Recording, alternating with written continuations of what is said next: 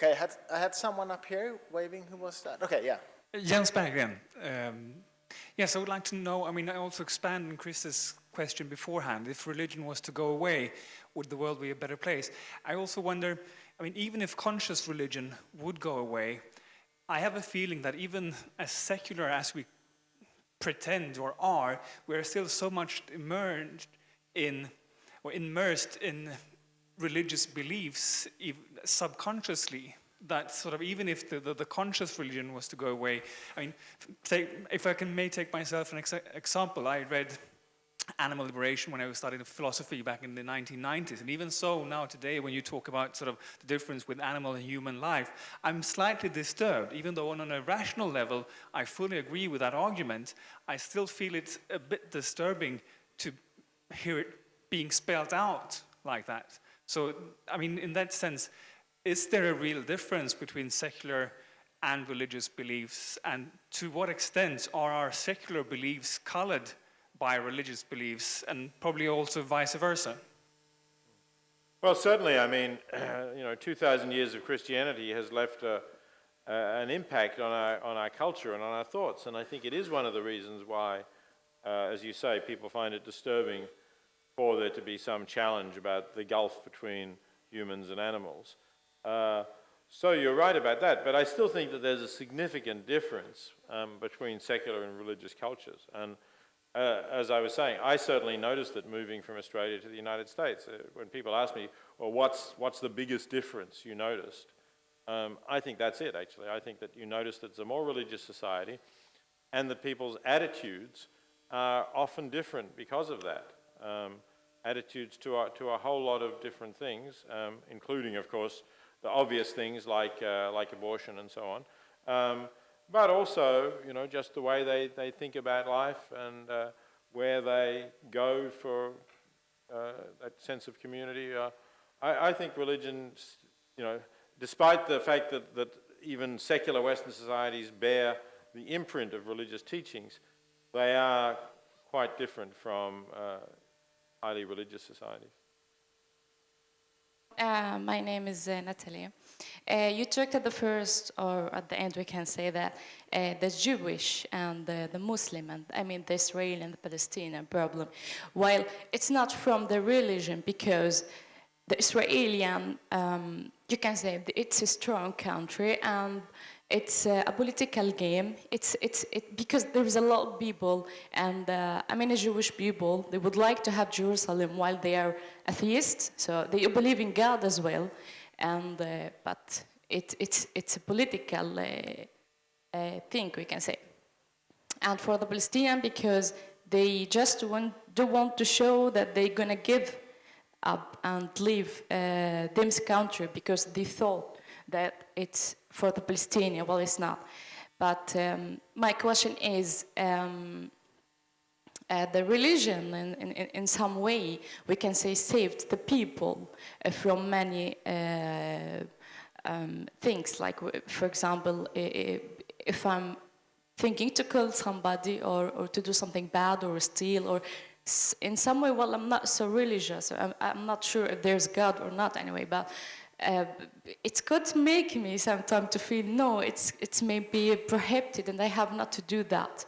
And it could be a good moral of my thinking. But there is a lot of people depend in them's life on the religion to be a very good people. Otherwise, they could be really bad people and do kill and do everything which is not allowed between a human people. So, what do you think about that? Well, I think it's a good point that it's very intertwined in a lot of conflicts or parts of the world, the religious and the ethnic and the nationalistic identity. And I also think that you made a good point that, of course, the religious identity also has a lot of very good effects, of course. That's for many people, the religious beliefs and identities. And you also pointed out earlier that for a lot of people, I think the religious identity has a lot to do with the community and belonging to a group and things like that. So we shouldn't forget the the good things about religion. My name is Vladimir Shumai, and I have a question for Professor Singer. As I understand it, there's a lot of people who find your arguments sound and coherent, but they do not turn into vegetarians. And my question is, why so? I mean, what do you think? Well, I think that a large part of that is habit. People find it hard to change their habits, and people were brought up eating meat. They live in a culture that continues to eat meat, and they find it hard to think about what they would eat without it, and they also perhaps don't want to be different. You know, there's a lot of pressure to conform, and we still have a society where the overwhelming majority of people are not vegetarians. So I think these things make it hard for people. You know, plus to some extent, maybe people are selfish, and they just, if they like eating meat, they don't want to give up, even if they find the argument itself cogent. So there's very often a gap between being convinced by an argument and doing something about it. We see that in other areas as well, including the poverty area that you were talking about. I think a lot of people, Christian or non-Christian, will agree that we should share more of our wealth with the very poor in the world. But relatively few of them actually do it. I think that's a similar sort of problem. Can I just ask one question to Professor Singer and myself before we go on to the next audience question? A question of a little different kind, but if you walk out on the streets in Stockholm and ask people, do you believe in God? Many would say, oh, no, I don't believe in God, but I believe in something. And I'm thinking that's a statement that either is a tautology, trivially true in the same sense as if you say, if it rains, it rains, or it's a statement that is meaningless.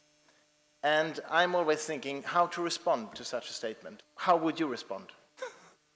I would want to know what they believe in, right? I mean, if they say, you know, I believe that I'm standing in the middle of Stockholm, of course, that's true. And as you say, that's kind of a tautology. But if they say, you know, I believe in some force that works in the universe for goodness or something like that, I would want to say, well, you know, what do you mean by that? You just mean the fact that there are some good people in the universe, in the world, who try and do good? Yes, that's true, and you know, we can talk about it. Or do you really mean something above and beyond, you know, human beings or anything on this planet that somehow works for good? And why would you believe that that exists? So on. So sometimes that response is a kind of saying, well, I don't really believe in the Judeo-Christian God, but I believe in some sort of divinity or deity in the universe. And then I think you want to ask those why questions again. Okay. My name is Rokendaran, and I want to thank you for coming here and talk today. I was thinking about this question about killing and eating animal, and how religion can defend it, ethical and moral. And because I'm thinking that they don't accept killing people or keeping people like they keep animals in fabrics and that kind of thing. So I'm thinking, how can one of you explain that? How can it be okay to do that to animal but not to human? And because it should be same thing, because you're killing and eating. Well, I mean, that's not the view that the Christian or the Jewish or the Islamic religion teaches, okay? That they teach that humans are special, as I was saying, that humans are made in the image of God, that humans, well, Christianity, not so much Judaism, that humans have an immortal soul, and of course that God gave us dominion over the animals. So I think those things make the difference. That say, well, we think that it's human life that is precious, or it's human beings that have a right to life, not just any living animal.